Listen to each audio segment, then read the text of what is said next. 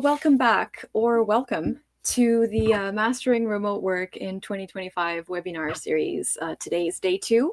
Welcome back if you were here yesterday for day 1, where yesterday we talked about if you are ready to go remote or not with your team and what you should know before actually going remote.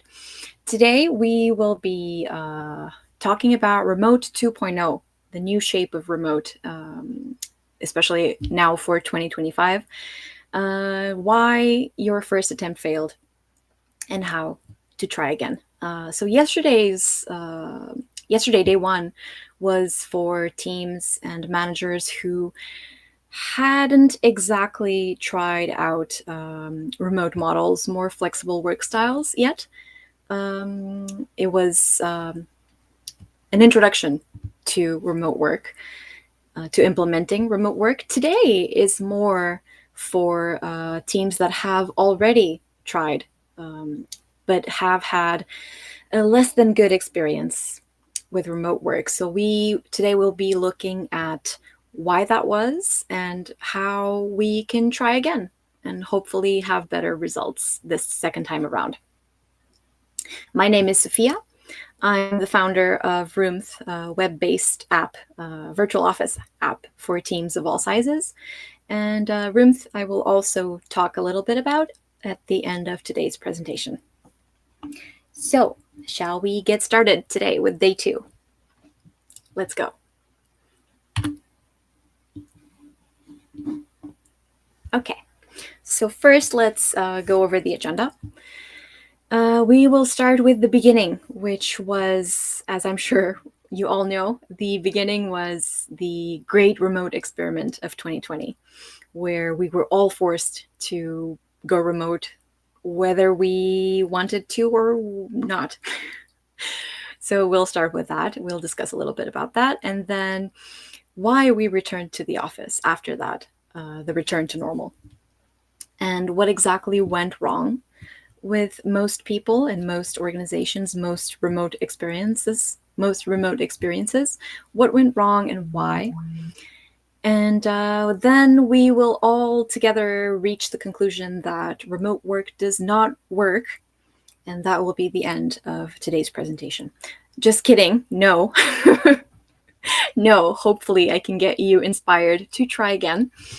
And we will talk about how to get it right this second time, or third or fourth time around, depending on how many experiences you have had in the past. And then we will talk about some essential tools and resources that you should be implementing in your remote model.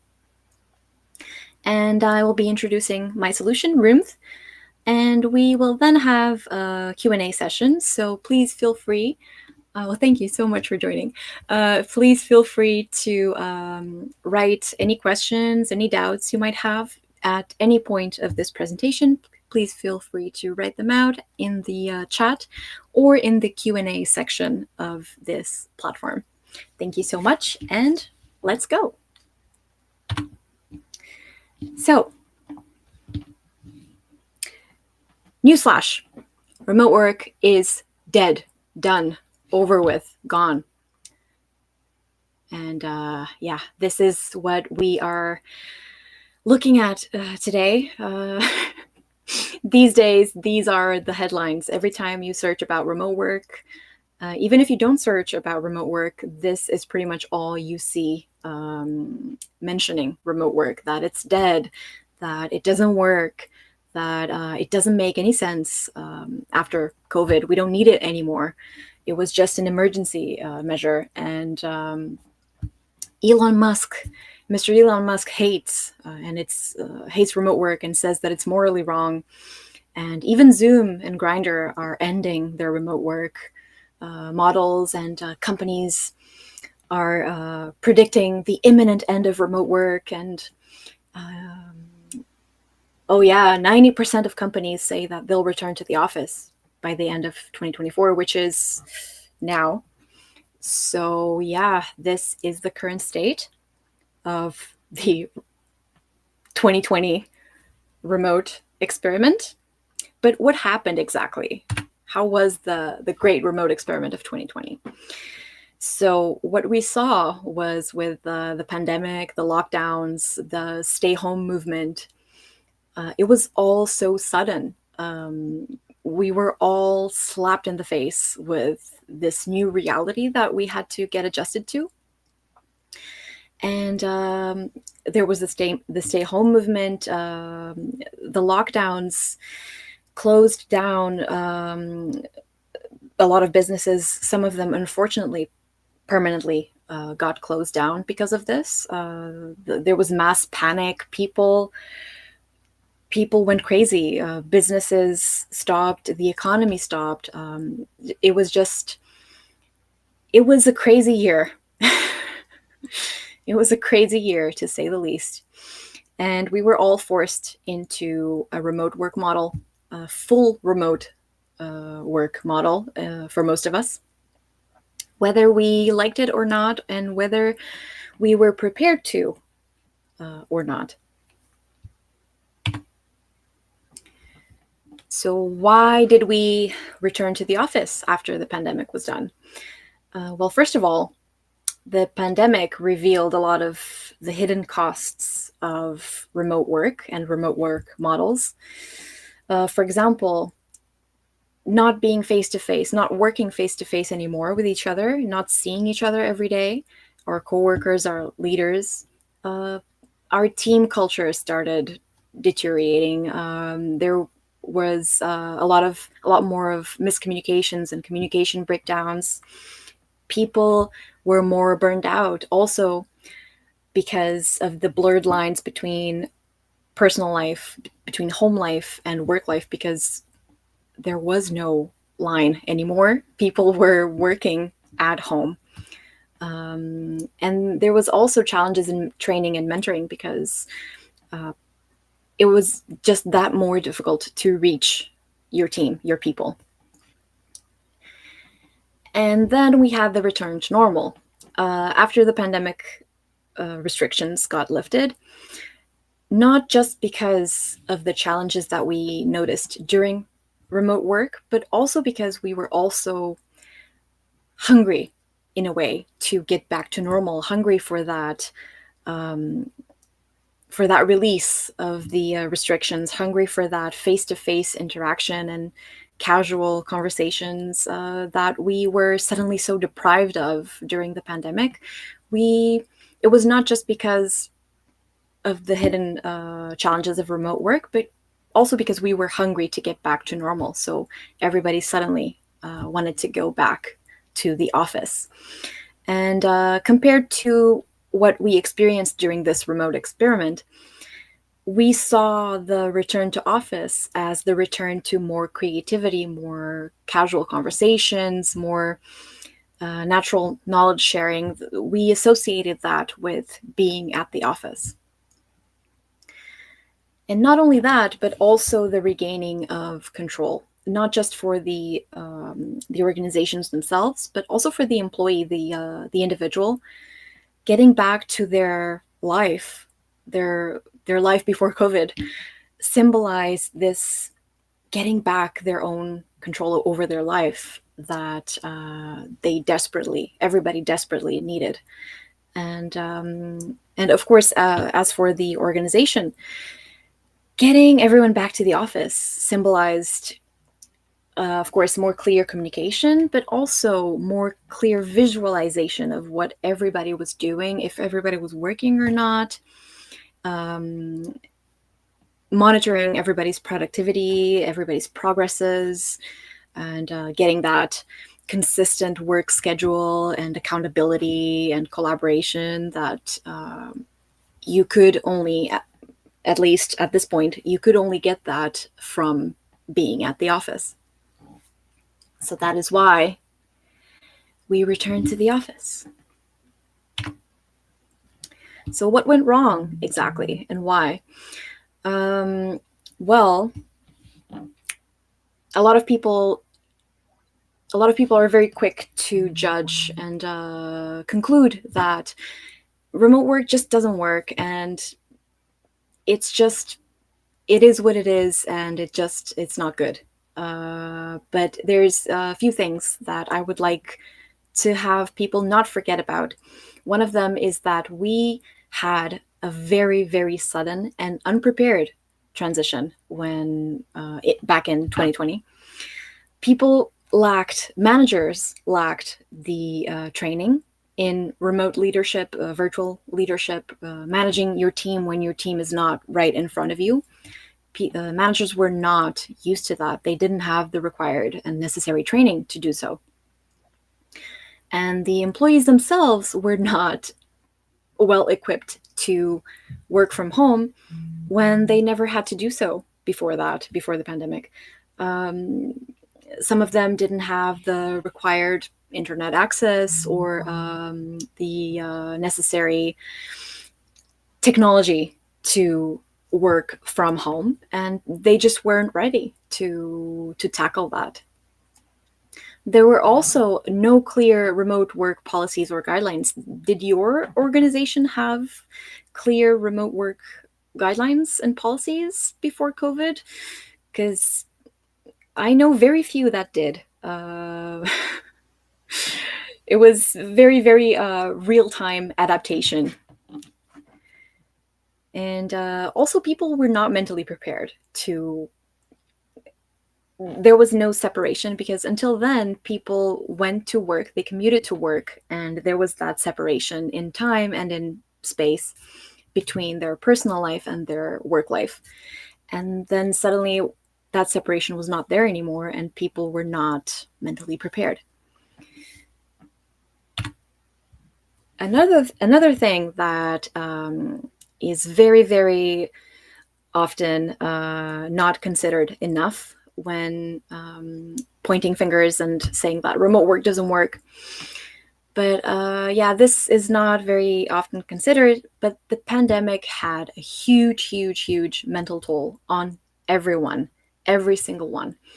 Some of us still consider those times traumatic, and some of us have even blocked some of what happened during that time from our memories. There was this constant anxiety about our own health, about our loved ones' health, about our safety, about our future. What's going to happen? How long is this going to last? It just seemed to be constantly just getting worse. There was no hope for the future suddenly, and people had nothing to hold on to, even their job safety, because a lot of, as I've mentioned a few slides ago, a lot of businesses suddenly went down with the pandemic and the lockdowns, and there was a lot of concern and anxiety about job safety as well. There was fear of job security. There was also juggling work with childcare and family responsibilities, because if you're working from home and if everything's locked down, your children are home with you, and you have to juggle that. Especially with young children, it was very, very challenging for a lot of families. Also, another stress factor was that information overload, that uncertainties, those concerning headlines, those increasing numbers, that all of that stress really affected people in a way that most of us had never been affected before. And we had to deal with that anxiety, that uncertainty, that burnout, and somehow continue to perform our duties as usual in an unusual situation and in an unusual way, which was from home, performing the duties from home.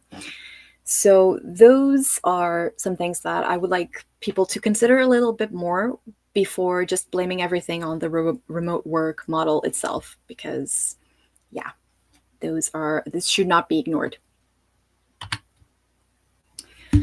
But Sofia, remote work doesn't work. It's proven. Mr. Elon Musk hates remote work. So that's it. Remote work is done.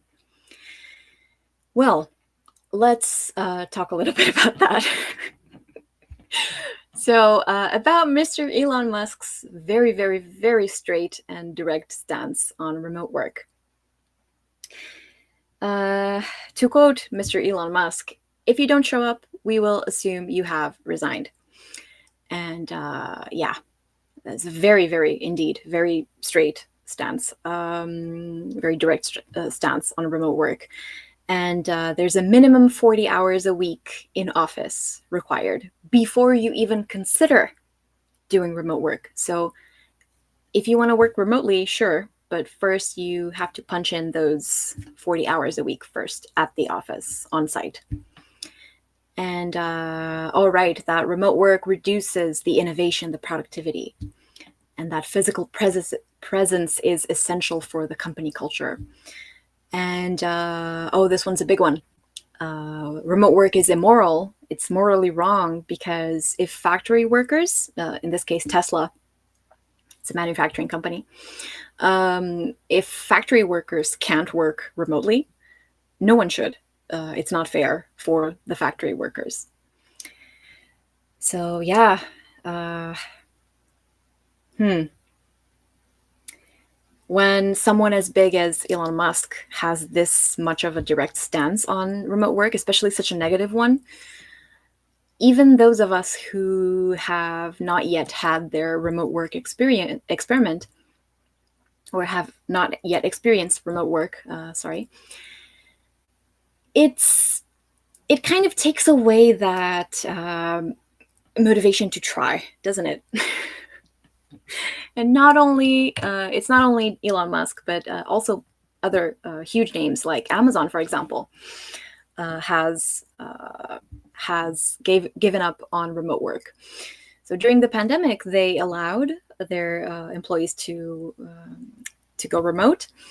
But already in 2023, just last year, they implemented a minimum 3 days in office movement.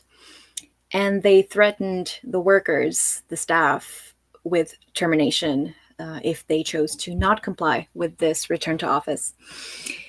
And as a result, 11,000 employees petitioned against this policy, but unfortunately, it was in vain because Amazon's stance was also very strong on returning to the office, and they did not backtrack on their decision.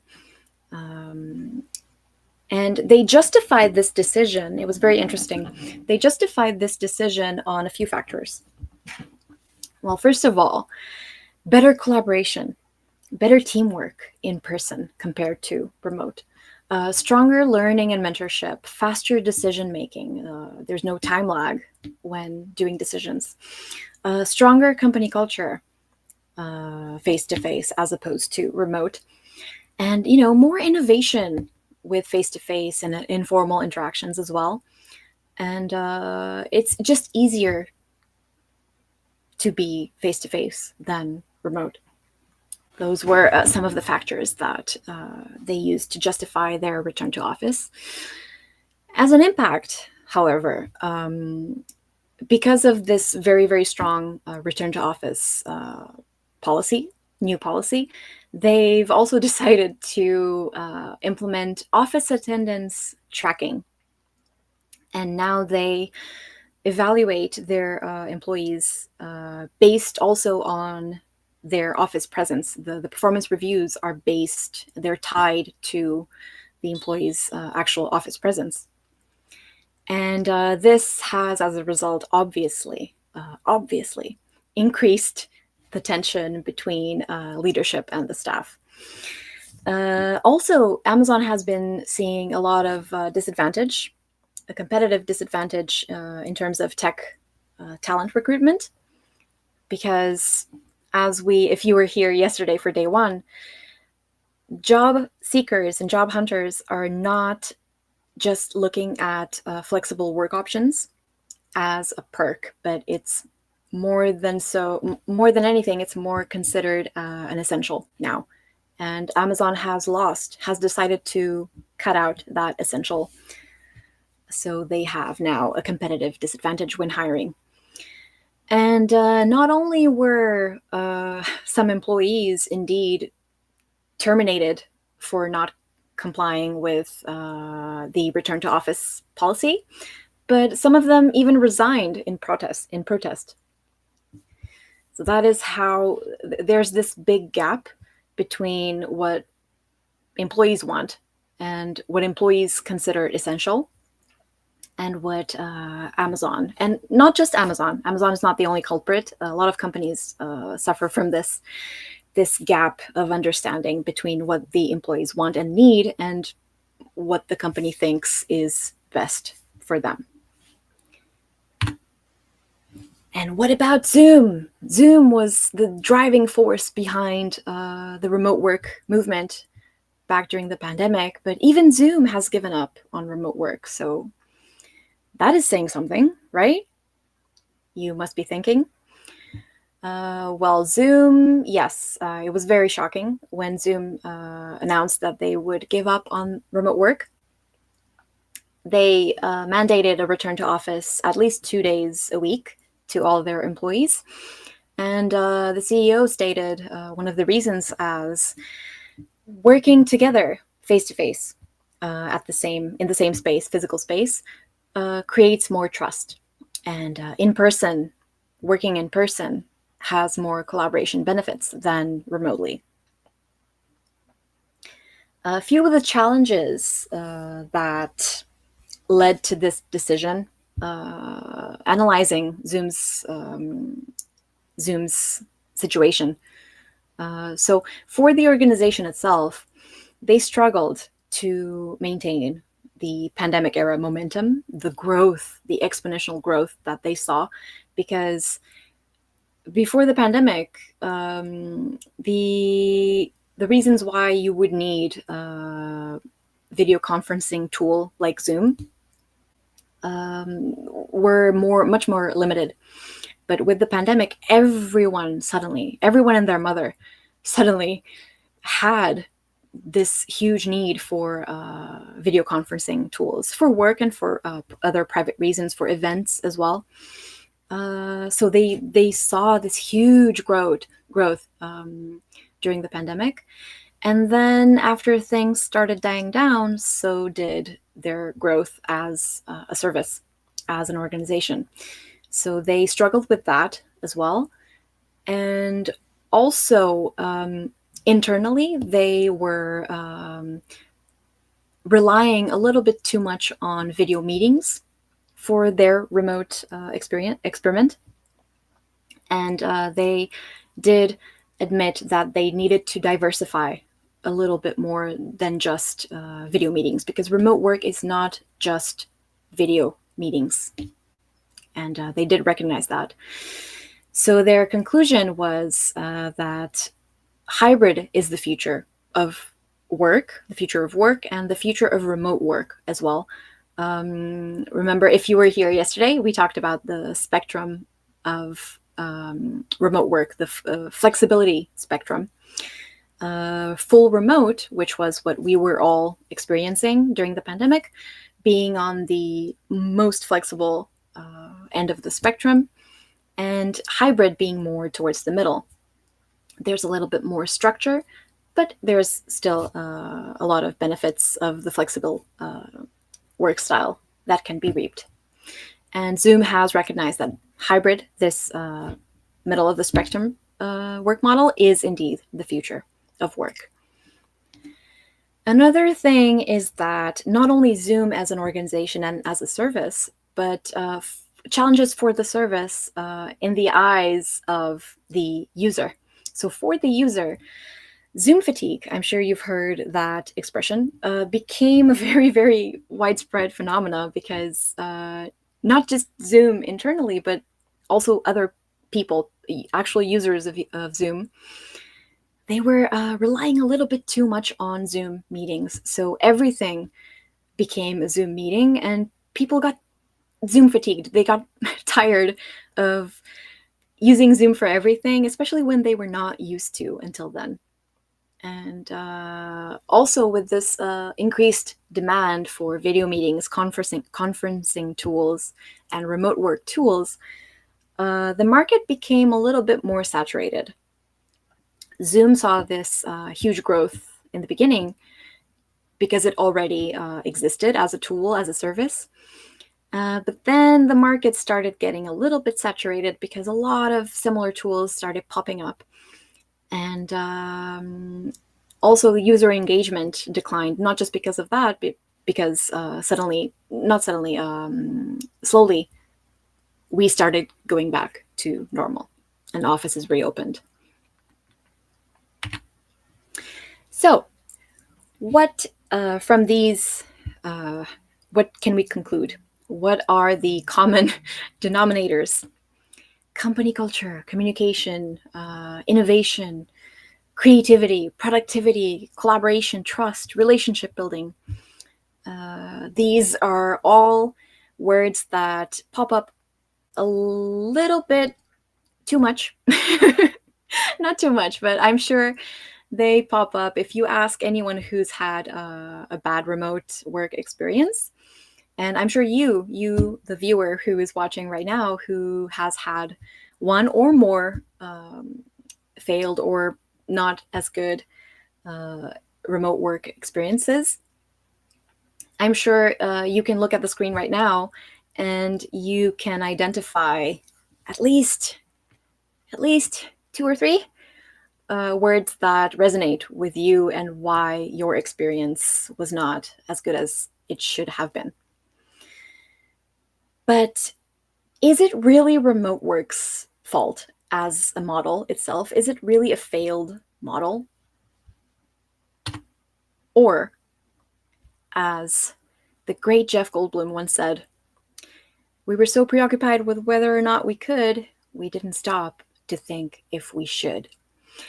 So in my opinion, this is the greatest culprit. Well, in 2020, we were all forced to, whether we should or not, whether we wanted to or not.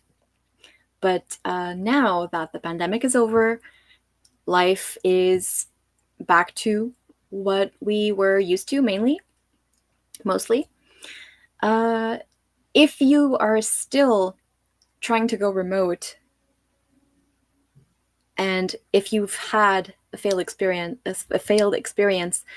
and you're maybe considering either giving up or perhaps trying again, I want you to first stop and think if you should or not. And not just you as an individual, but most of all, you as a team, your team, your organization.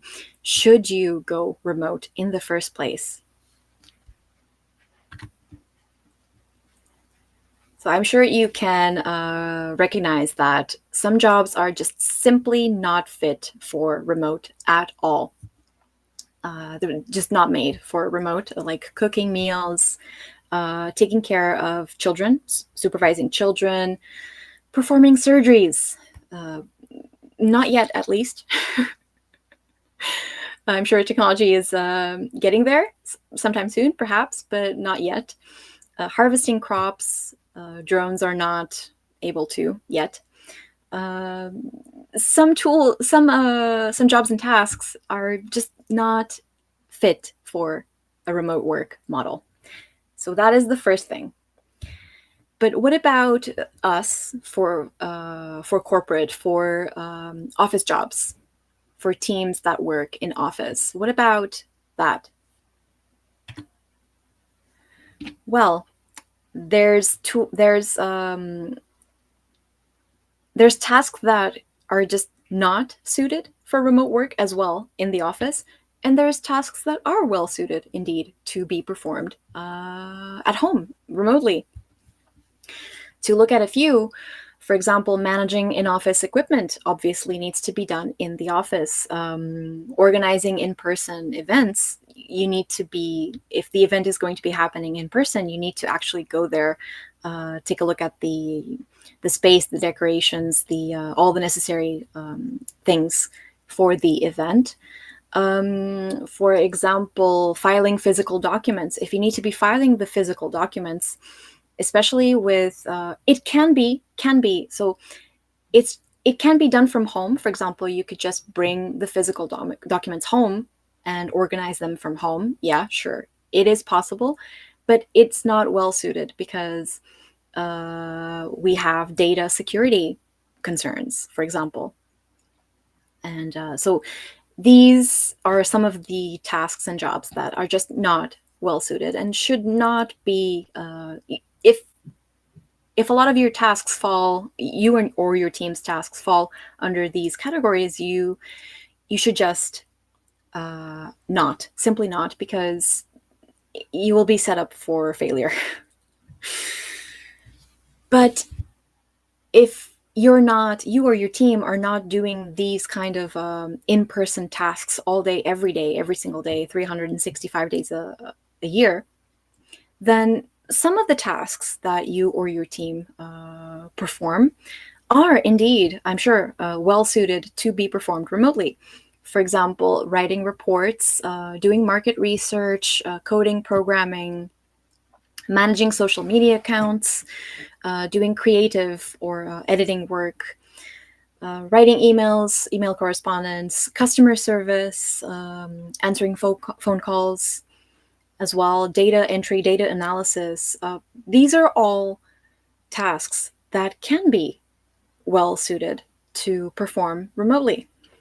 So there's a division, even with one job, not just jobs suited for remote and jobs not suited for remote, but even in the same job, there's some tasks that are and some tasks that aren't. So the key here is to assess those first before you go remote cold turkey. So looking ahead, we need, and I hope that we can all collectively recognize that, first of all, remote work is not for everyone. It's not for all jobs. It's not for all industries and all organizations. Tesla, a manufacturing company, obviously is not going to be full remote, the whole company. So it is not for everyone. It's for specific roles and tasks. And also another big thing is that it's not one size fits all. What worked for me is not always going to work for you, and what didn't work for you might work for someone else. So it needs to be, each and every remote model needs to be adaptable and flexible, and it needs to be tailored to you and your team specifically. It's not one size fits all. It's also not maintenance free. We saw a lot of this. This is another thing we saw with the great remote experiment of 2020, is that go remote, do your job, and then show me when it's done. I don't care. I just care about the results. This kind of maintenance-free approach is also not very good. It needs to be remote work. Your remote work needs to be a commitment from you, from the management, to always be adapting and always be receiving feedback, analyzing what's going wrong and what is going right, and how you can further tailor the model to your team specifically and to the tasks that your team needs to do. Oh yeah, this one. I heard a lot of managers say this, even in different countries and using different languages, but pretty much all of them saying the same thing, that remote work is just another name for a day off. It's not. It really is not. There needs to be structure. There needs to be a focus, more so on results than metrics like time spent working. But there needs to be a structure provided by the organization, provided by the management to the employee. There's more freedom, but there needs to be structure. Another thing that I hope you can get from today's presentation is that remote work is not over and done with, and it's not a thing of the past. It's not just something that happened for necessity, as an emergency measure for COVID. It is the future, not in its full remote shape, but in this new shape, this new adaptable shape called hybrid flexible work. It is the future. And if you have had a bad experience and you are considering either giving up completely or maybe getting the courage to try again, now is the time to do so. So, how do you do that? How do you try again? How do you get it right the second time around? Let's do this. So, here's my transition framework. For those of you who were here with me yesterday for day one, you've seen this. I've mentioned this before. So this is what I like to call running the ABCDs. The A is for assessing, as we talked about a little bit about a few slides ago. Assessing your organization's foundation, your tasks, your team's actual work. What can be done remotely and what cannot? How prepared is your team and your organization in terms of policies and structure and technology?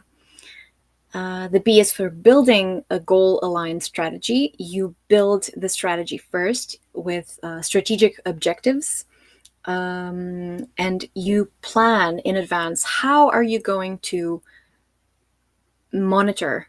How are you going to check everybody's productivity? How are you going to check everybody's performance? Also, how are you going to be training and supporting your remote employees or team members? And how will you be communicating and collaborating? And how will they be collaborating with each other? What channels can you prepare in advance to guarantee a long-term success, short-term and long-term success? After the A and the B, you run the C. You actually carry out the seamless transition. But you don't do it. Think about the pandemic. One of the things that went wrong was that everybody went remote at the same time. That was one of the things, because everybody has different needs. Not only everybody personally, individually, but every job, every task, every person, of course, every team, in every level, things need to be done carefully. And in order to carry out a seamless transition, you need to start small. You need to select a smaller team, less than 50 people, preferably around 10 to 15 people would be a good start. You select them first for a pilot program. You try it out with them, and then you scale gradually. You allocate your resources to them first to try out, and you do it yourself as well. You also go remote as a team leader. You have to lead the way also. You have to talk the talk. No, sorry, you have to walk the talk. Yeah. And then you collect a lot of feedback from all of them, from all of the people involved in the pilot program, in order to go to D, the developing strategies for long-lasting success. So with the feedback that you received from doing C, carrying out the transition, you do performance reviews, you do the policy updates that are necessary, you adapt, you improve the model to fit first that pilot team that you selected, and you support them, and then you are then fit to go back to the A, because this ABCD, it needs to be constantly run in a circle. You reassess your team's preparedness, your tasks, your processes. You reassess, you rebuild, you re-carry out, and you redevelop, and it needs to be constantly done. It's always a work in progress. It's not something you do once and it's over, it's done. It's thing of the past. No, it needs to be constantly run. But this is difficult. It is difficult, especially for the first time, and especially if you having had already an experience that was not so good with remote work, and having not been a well-prepared experience in many of our cases. So how do you exactly do this? How do you run the ABCDs? So for you, I have a free checklist prepared at try.roomth.app/blog/checklist. I have prepared a checklist for each item, the A, the B, the C, and the D, and with specific examples of how you could do that, and what would those tasks look like actually running the ABCDs. So hopefully you can find it helpful, and you can feel inspired to maybe try again. Okay, so some useful tools and features that you do need to use in your remote and any point of the flexibility spectrum of remote work. You do need some tools and features to implement. You need communication tools, project management tools, collaboration tools, and productivity tracking tools. These four are pretty much the minimum required for running a smooth remote team. Communication tools to keep the teams connected, to reduce email dependency or phone dependency, and to make communication more smooth, more fluid. You should be looking at features like instant messaging, video calls, file sharing, team channels to separate the teams, and keep the conversations closed to just the teams. And also secure communication are some of the features you should be looking into when searching for a good communication tool for you and your team. For project management, to organize your tasks, to allocate responsibilities, to track progress and deadlines, and to manage workloads, to see who has a little bit of a heavy workload and who doesn't have a heavy enough workload for task distribution. Some of the key features you should be looking into are task assignments, real-time updates, the ability to view the progress, view the timelines and the deadlines of each project for your team. For collaboration tools, collaboration tools not just for documents, but also for visual collaboration, also to help brainstorm ideas, to help make that instant problem solving, instant explanation of something that is usually done. Sometimes people just grab a piece of paper and like this, they explain it to each other just with pen and paper. Having a whiteboard platform, for example, to be able to brainstorm and share ideas is a huge thing for collaboration, and should be one of the things you search for when searching for collaboration tools. Screen sharing and real-time collaboration, not just documents, but also visual collaboration, are some of the key features you should look into.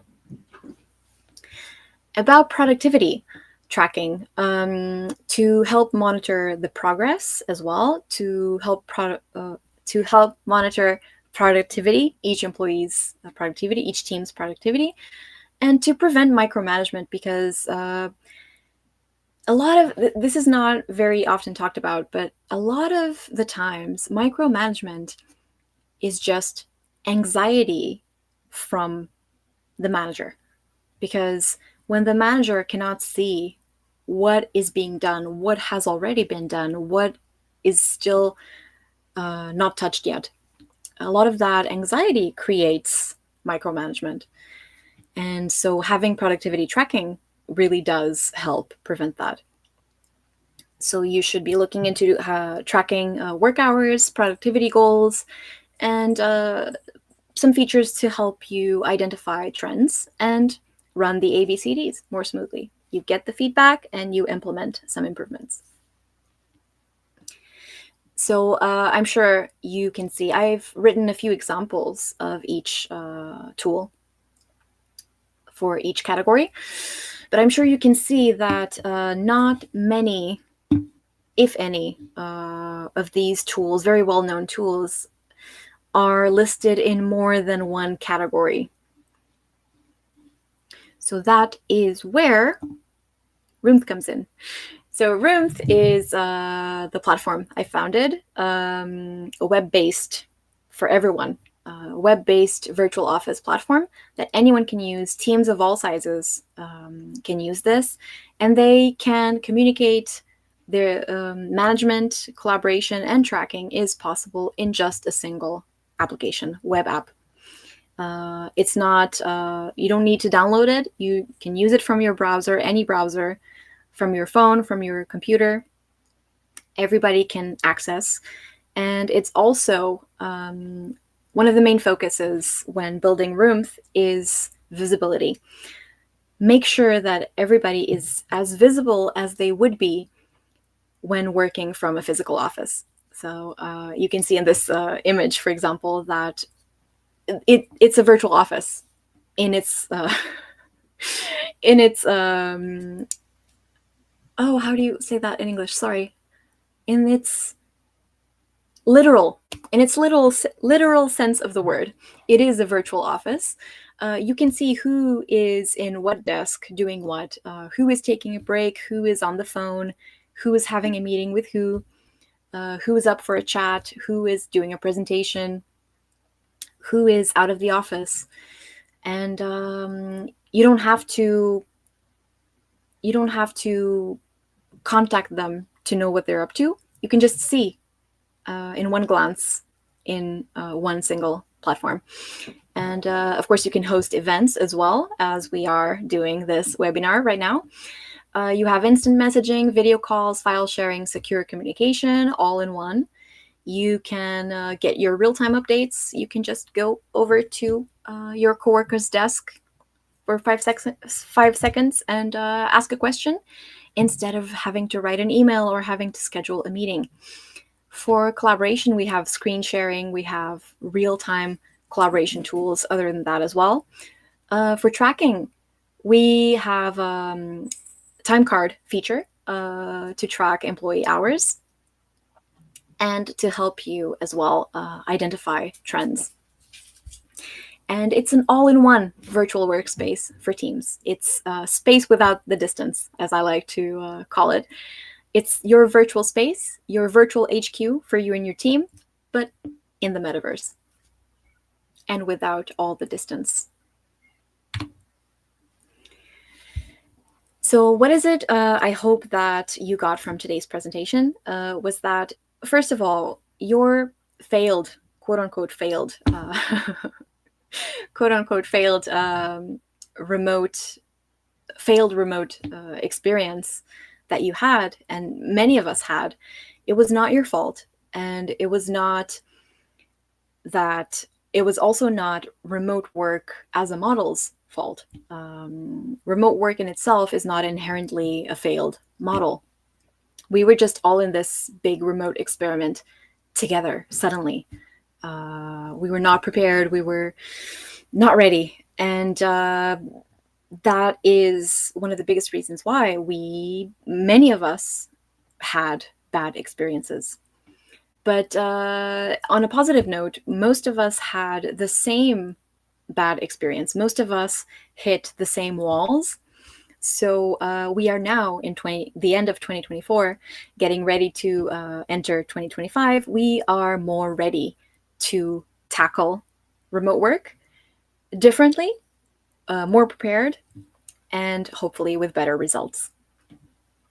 And also another thing that I hope people understand, just because it's a big organization, it doesn't mean that it's immune to failure. So big organizations fail too. Big organizations make mistakes too, because behind that big organization is a human just like you and me. And we make failed decisions. We make bad decisions, or even good decisions, but in bad timing, or using not the best resources.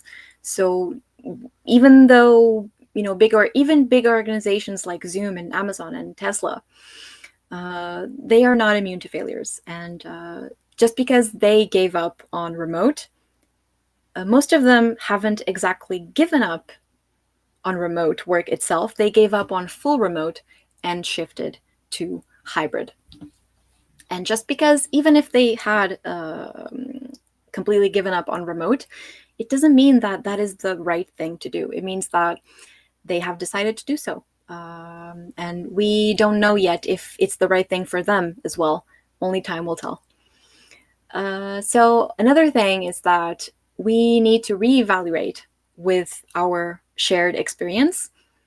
We need to reevaluate what went wrong with us specifically. So I want you to, if you have already that experience of going remote and hitting a few walls and maybe it not going so well, or maybe it's not just once, maybe you tried more than once and you have more than one failed experience with remote work, you already have an advantage compared to teams and organizations and people who have not yet had that experience and do not know what waits for them in remote. So I want you to reevaluate or feel inspired, hopefully, after today, to reevaluate what went wrong with your experience, with your team experience, personally, individually, and reevaluate what could you have done to make it better, what could have been better, and maybe use that to try again. And the keys to long-term success are preparing and starting small. And hopefully the checklist at roomth.app, try.roomth.app, I apologize, try.roomth.app/blog/checklist. I hope that checklist is helpful and useful for you in running those ABCDs for the preparation stage and the starting small stage of your, hopefully, retry of remote work.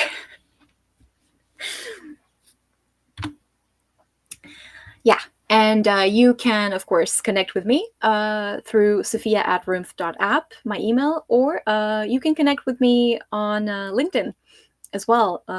Feel free to connect and just message me, send me any questions you might have about remote work, about Roomth itself. I can give you a demo if you'd like. And any doubts you might have about remote work, about how you can do it, what you can do to implement it or to improve your team's remote work experience, feel free to reach out at any time, and I'd love to help you out with that. Okay, so Q&A time today again. Let's go over to some questions in the chat. Thank you so much for all the questions. And that is it for today, for day 2 of the webinar series of Mastering Remote Work in 2025. This series was a 2-day series, so today will be the last day.